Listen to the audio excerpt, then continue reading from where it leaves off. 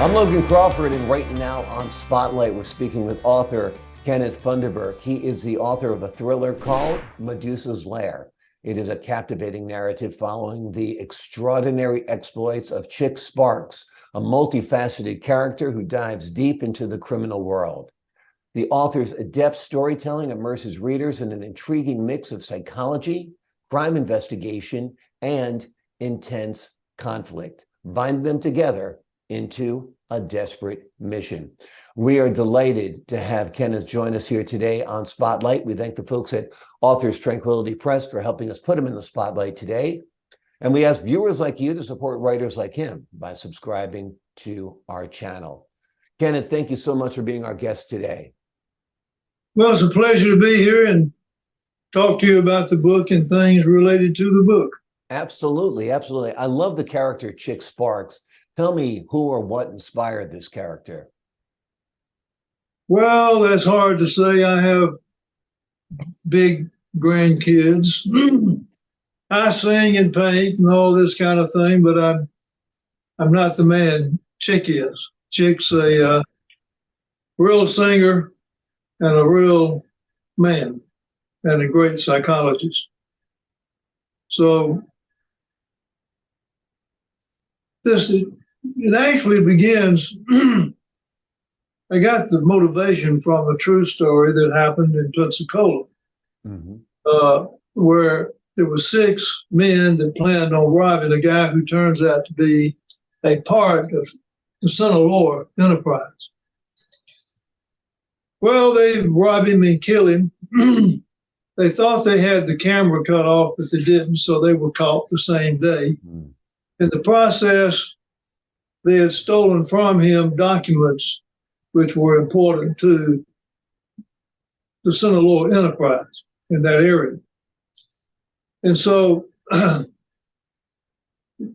Son of Lair's crowd comes after these people, and as it happens, one of the guys was having sort of a threesome. The guys come in and start shooting. They kill 2 of them, but they don't kill Susie. Susie gets away. And so it starts when they believe Susie can identify these guys, so they go out to kill her. And so it starts out as a small pea in a big pod, but it gets very personal when she brings in Chick to help her figure out how to handle this situation. And so there it starts as a small thing, but it grows into a real personal battle between some of the parties involved. Yeah. And that's the reason it goes from this small thing to a big thing where Chick and Susie managed to actually hurt the big enterprise. And that continues in the book of Medusa's Lair. Absolutely. Medusa, one of the partners of one of the women in this book, becomes like Medusa by the time we get to the end of this book. Except looking like Medusa, she has in other words, she turns into a demon. Even though she's not a physical demon, she's every other way a demon. And so that's how the name Medusa's Lair comes as the story progresses and gets worse as it goes. Right, right. I love the idea of Chick being a clinical psychologist, a famous singer, a part-time investigator. It kind of feels a little bit like the classic noir detectives in a way. Is that what you modeled him after? Yeah, he's sort of like an unintended investigator. He's a clinical psychologist. Singing, by the time the story gets to the end, he becomes a famous singer. But he doesn't start out being a policeman, or what he was is he helped the police department identify the psychological stuff, how it can affect cases, identify people. So he was simply, when they called on him, he would help them. And So when Susie needed help, she called on Kenneth, and then we get into his friendship with the police and DEA, and that's how he gets. So he's personally involved in that. Members of Sinaloa have a personal grudge against him. And that's how he gets to be the center of attention. Absolutely. Late in the tale, you get to the bank, which is a big bank in Boston, worldwide operating bank, which actually the three people who sort of run it, Gilman and Larry and a guy named David, they also work with the Sinaloa Enterprise as their advisors, and they also use methods which I've set out.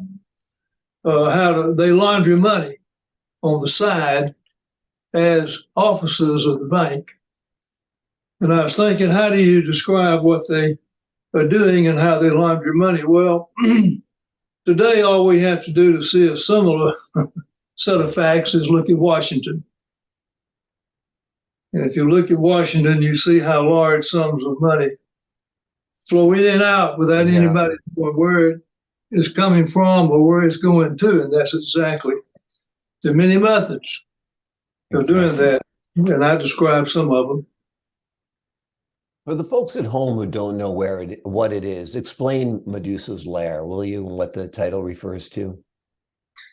Well, the tale refers to, as I said, it starts out with guys from the Sinaloa trying to kill Susie, who they think has knowledge that she really doesn't have. And that brings in, she gets help, that brings in Chick. And in the process of him trying to figure out who's behind all this, as it turns out, in the first book, he had a good friend named Ken Renfro, who was killed. Ken was otherwise known as a big businessman there in Pensacola. But what he really was, he was directed the investing process of the Sinaloa for the Southeast. And he had this contact with the bank in Boston. And part of the tale is that the real person behind him was his sister, Myra.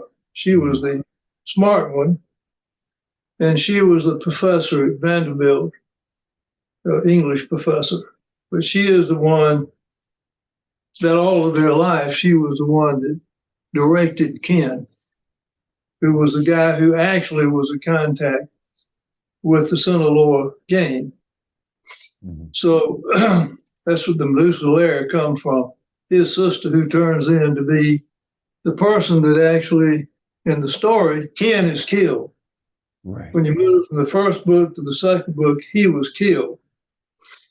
So several things had happened, but at some point, he didn't know that Ken was a crook until the end. And of course, nobody knew if he was dead or alive at this point. So he went to meet the parents. They called for him because they knew that he was a good friend, to see if he could help them find Ken or find out what happened to Ken, who in the minds of the area was a well-known businessman. He, on behalf of the criminal enterprise, operated legitimate businesses. Now, which happens, money is fungible, and there's billions and billions of dollars, as we know, that passes hands. Well, that money doesn't go into the side of a wall at some jungle house. All money, one way or the other, good or bad, is fungible. And the money that millions and billions that Sinaloa, which is the main one, makes right now off our border, it doesn't go to some hole in the ground somewhere. And if you just look into the records, the value of their assets is in the billions. Now, that's assets that the government or people keeping records can find. Mm. So this is really a story about how the business is operated from a business point of view, even though it also has a lot of killing in it. But the killing, the book is related. It starts off where I mentioned it starts off and then it gets personal. Yeah, exactly. The warring Mexican drug cartels contribute to the book's tension and pacing. Yes. What made you decide to focus on them? Well, because they're the ones that manage, as we see every day, the Mexican Sinaloa is the biggest one. You got several others, and they spend their time fighting each other over territory, as we set out in the book. So the first thing that happens in the story is that we move to Mexico into the Sinaloa gang. And of course, they stay in a battle with the Zeta. Well, they were trying to enlarge their shipping base, with places where they could bring ships in, send ships out to Veracruz, knowing that another Zeta controlled that. So they're sitting here meeting and planning that. Well, they send a barge, not a barge, but a ship in there to deliver some goods to see what happens, to see if they can break that control. Well, Zeta finds out they're going to attack them, but as it happened, got a hurricane coming. The captain of the ship finds out that they're going to attack him, and he leaves early. And so that's the first battle in the book. Yeah. So it ends up the guys fighting the hurricane. There's 5 of them on the attack, RIB kind of thing. Well, they get killed. Now you have another point of argument between Zeta and Sinaloa. Now, at the time that happens, the guy who runs the big bank, named Gilman, Sam, was meeting with some of the Sinaloa financial folks in Belize, discussing one of their things they were talking about is what they're going to do about what Sam called that church boy, choir singer, Chick. That's what he figured, any boy singing at church couldn't be too tough.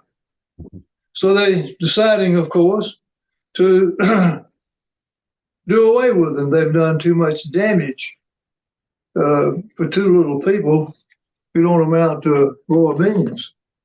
So they planted that, and then the other thing they do, which is important to the case, they've already killed Ken at this point. They have to replace him. Right. Well, they knew Myra well because she was the girlfriend of Larry, who was one of the 3 from the bank.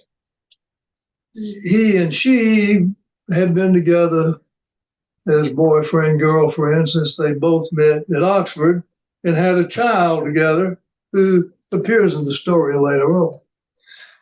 So they decide at that meeting, which is at the same time they're watching what's going to happen in this shipping business.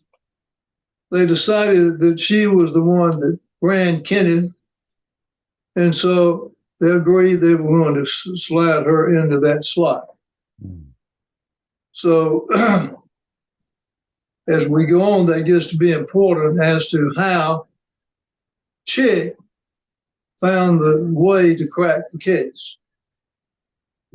So it's all tied together, and it's all tied together because of the personal conflicts. For example, Chick sang in several telethons, and in one of the telethons, he met a couple of the wives, met Larry's wife and David's wife. Well, David's wife got religion and wouldn't let her husband near her. Well, he thought that she fell in love with Ken. So all along here, his great desire is personal to kill Ken. And he tried one time in Atlanta during one of these telethons and didn't pull it off. Well, as we go on, at some point, not necessarily in this sequel, I mean, in the sequence of the book, but Ken goes and sees the family, and the family hires him, since he knew more about Ken than anybody, to find out whether he was killed or whether he was still alive, because they couldn't find any assets. They couldn't find letters, found actually nothing in where he lived that would indicate that he was a wealthy guy. Well, so that was a mystery. So they hired him and he took the job.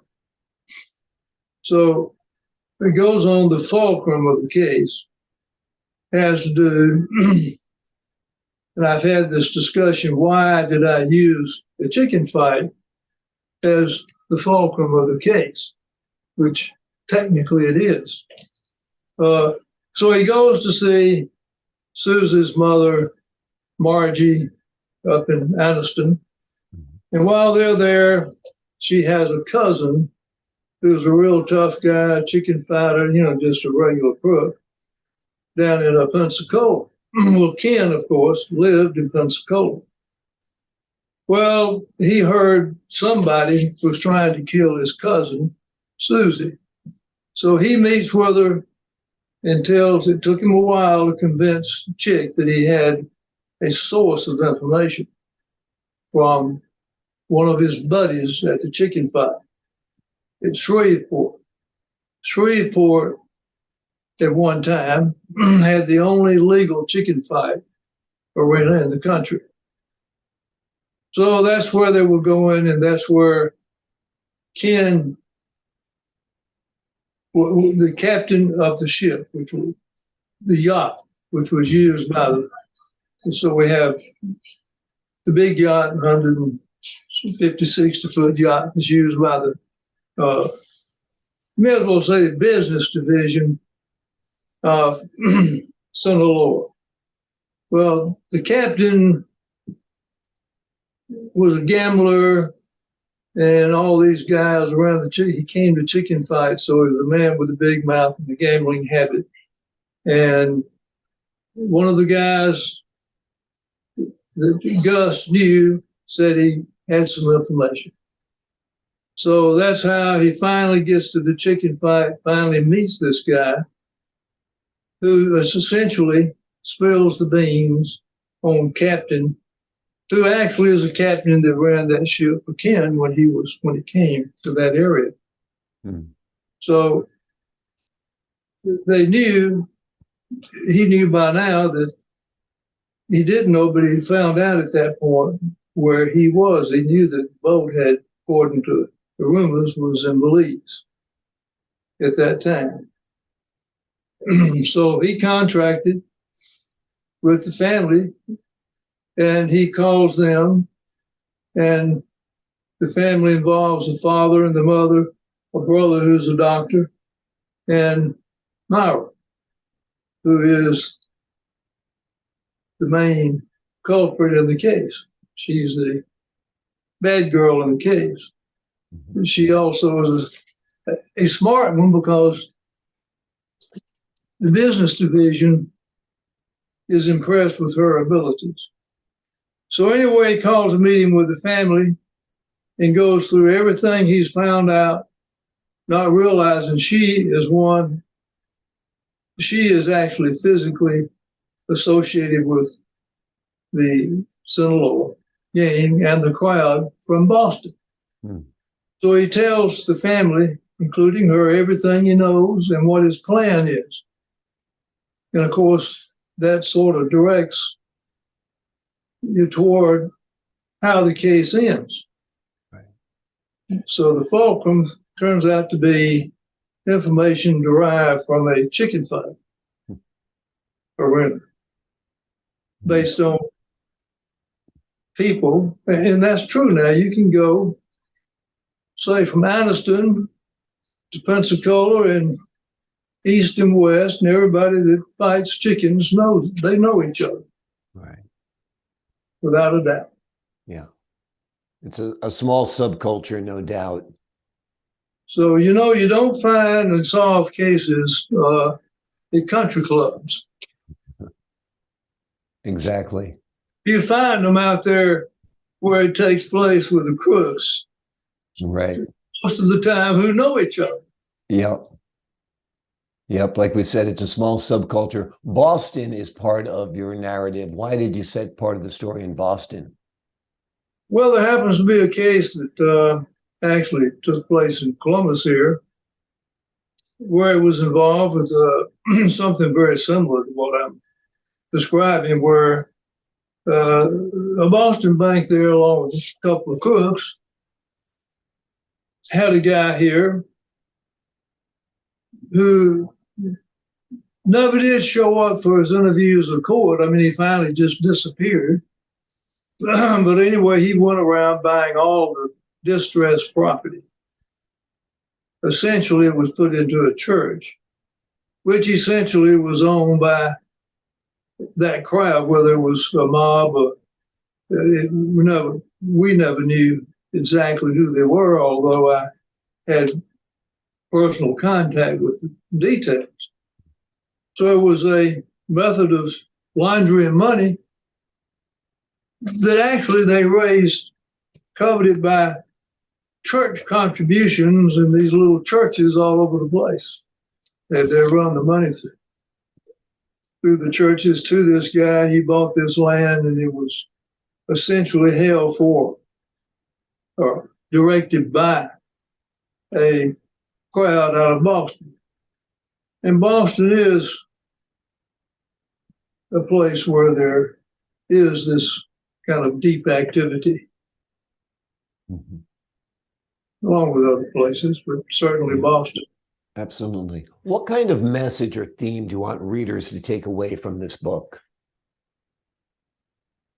Well, in the book, I throw in a few religious zingers. Mm-hmm. And if I ever got to the sequel, it has to do with here's a smart person who totally goes astray for what? For money. It's not the money, it's the power that she has to direct businesses, large businesses. And the ways they can do that, if you happen to own some ships, you can transfer titles on ships, you can transfer titles on planes, and just many ways.